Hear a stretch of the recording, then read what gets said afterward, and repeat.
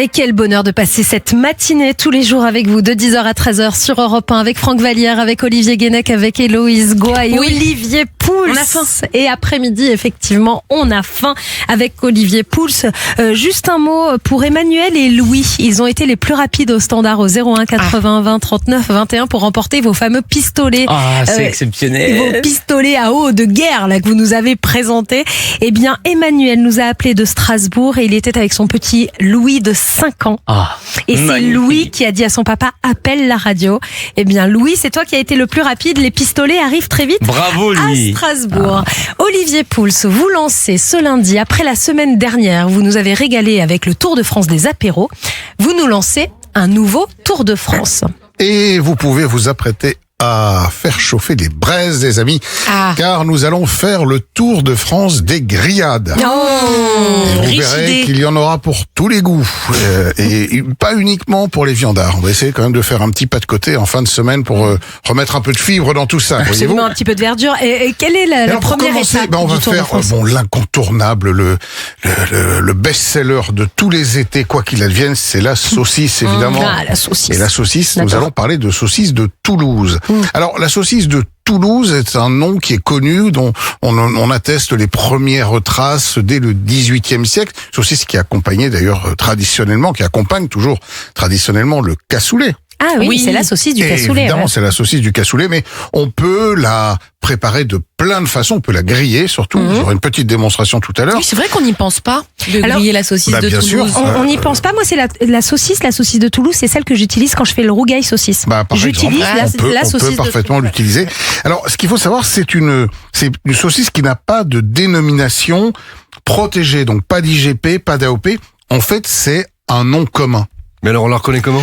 Eh ben, on la reconnaît justement à ses spécificités qui sont un hachage relativement épais des viandes, uniquement de la viande de porc, du gras et du maigre, simplement assaisonné avec du sel et du poivre. Donc, dans une saucisse de Mais elle Toulouse, doit avoir une il taille y a pas particulière, elle doit d'épices. respecter une taille, un Exactement, diamètre. elle a un etc. diamètre qui est un peu plus généreux qu'une chipolata, donc c'est environ 26 ou 28 mm. D'accord. Elle doit normalement, et c'est très important, être embossée dans un boyau naturel. Ça change tout. Ah oui, ça change tout. Parce que quand vous avez des saucisses dites de Toulouse industrielles, en général, le boyau, il est pas terrible, il est en tout cas pas naturel. Et donc voilà, c'est une saucisse, et c'est toujours ça qui est compliqué dans la cuisine, et en même temps très simple, c'est que c'est le plus simple qui est le plus difficile à faire, parce que tout tient finalement dans très très peu d'ingrédients. Et je vous propose d'en parler, et alors pas avec n'importe qui, avec le champion du monde Mais non. de saucisses de Toulouse. Ah oui, il y a un de saucisses champion du monde de catalanes. saucisses de Toulouse. Il Mais s'appelle si j'avais su, j'aurais mis une cravate. Il fallait me prévenir. Oui. Il s'appelle Arnaud Metz. Waouh. Son établissement s'appelle tout simplement Chez Arnaud, charcutier traiteur au Solaire. Bonjour Arnaud. Bonjour à toute l'équipe. Bonjour, Arnaud. monsieur le champion du monde. Nos respects. Respect. Alors racontez-nous Merci. ce championnat du monde de saucisses catalanes, de saucisses de Toulouse. Ça se passe comment? Alors, je suis obligé quand même de le préciser. Alors, nous, on est plutôt à côté de Perpignan, donc Ouais, ouais. Mhm. c'est saucisse catalane. On est cousin de la saucisse de Toulouse, Ok. c'est vrai.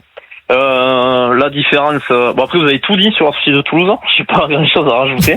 Juste le boyau est un peu plus gros que la saucisse catalane. Nous on met du 26-28 et la saucisse de Toulouse c'est plutôt du 30-32. D'accord. Voilà. Et- Voilà la différence. Et donc, ce qui est fondamental, c'est la qualité du porc qu'on met dedans. C'est ça. Bon, ben nous en général on met du porc Occitanie. Mhm. Nous on achète du porc fermier. La différence avec peut-être les autres nos autres confrères, nous on met que de l'échine. Du coup le mélange gras maigre se fait naturellement. Parce qu'il y a beaucoup de Donc, saucisses dans lesquelles on rajoute le gras, en fait. Ouais, c'est ça, parce que souvent c'est fait avec du jambon ou de l'épaule. D'accord. Et il manque du gras, ouais. Ouais, c'est ça. Et bon, l'épaule, c'est assez nerveux quand même. Il y a beaucoup de nerfs. Donc moi j'ai commencé à faire comme ça et je me suis rendu compte que quand j'avais trié mon épaule, il restait pas grand chose. C'est très gras, une Parce que- saucisse catalane ou une saucisse de Toulouse, c'est très gras? Non, il y a, je dirais, 30% de gras. D'accord. Ouais.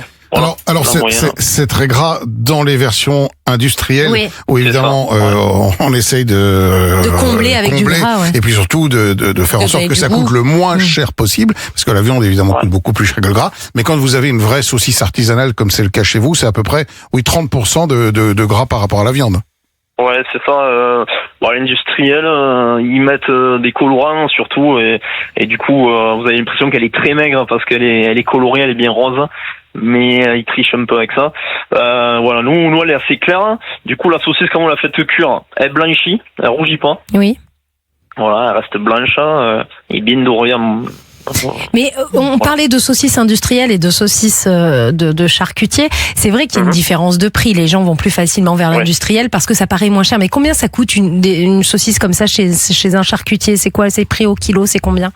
Ouais, les moyennes sont entre 15 et ça peut monter jusqu'à 18-19 euros le kilo. Ok.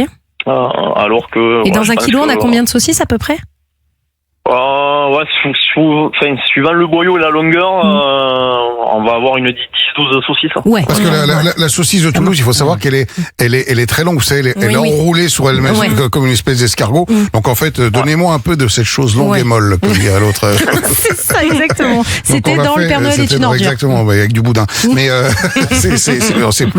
c'est plus à la longueur. Et puis il faut savoir que quand vous avez une saucisse comme ça qui est assez roborative en réalité, vous n'avez pas besoin d'en manger énormément. 180 grammes de saucisse Ouais, par c'est personne, ça suffit. Oui, hein. oui, c'est largement suffisant. Surtout si on met une petite purée avec, parce que souvent, avec la saucisse, on fait une petite purée et un petit puits pour mettre le jus. C'est logique. ça, Arnaud, vous recommandez quoi comme accompagnement pour Ah vos oui, une saucisses? bonne purée, mon écrasé de pommes de terre, ça va très bien avec Magnifique. le jus de viande, ça donne faim. Avec du beurre.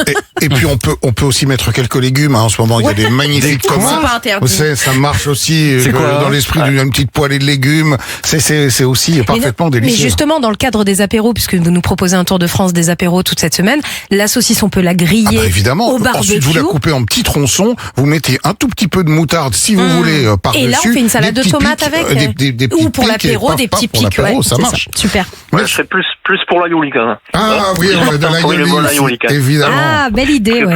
Belle Ben, idée. écoutez, merci beaucoup Arnaud Merci à Metz. On retrouve vos saucisses championnes du monde chez Arnaud au Solaire, vous l'avez dit. Et puis bon été à vous, merci et bonne saucisse. Merci, également, à bientôt.